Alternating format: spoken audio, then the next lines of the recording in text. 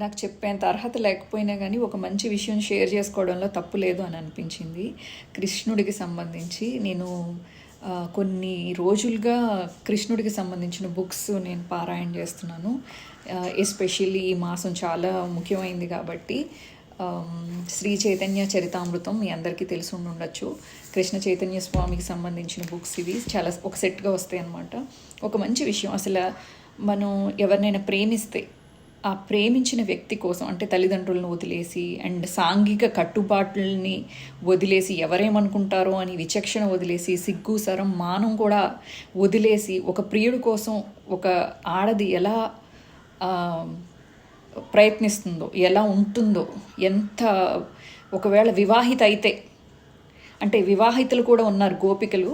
So ఆ కృష్ణుడు ఏం చెప్తున్నాడంటే, ఓ గోపికలారా, నా కొరకు మీరు సాంఘిక కట్టుబాట్లను, వేదాదేశములను, బంధువులను త్యజించారు. నాపై మీ ఏకాగ్రతను వృద్ధి చేయడానికే నేను మీకు కనబడక అదృశ్యుడనయ్యాను. మీ లాభము కొరకే నేను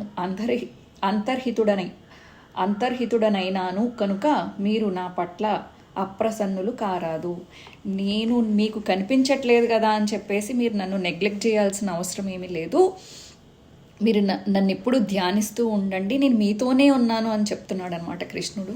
సో ఇలాంటివి కొన్ని మాటలు వింటున్నప్పుడు గూస్ బంప్స్ వస్తాయి. సో నేను మీకు షేర్ చేసుకోవడం నాకు చాలా ఆనందంగా అనిపిస్తుంది. మీకు కూడా ఈ వాక్యం నచ్చింది అని అనుకుంటున్నాను. Thank you. ఇలా మంచి విషయాలు నేను మీతో షేర్ చేస్తాను. Happy Bhogi and happy pongal. ఇది మర్చిపోతే ఇలా.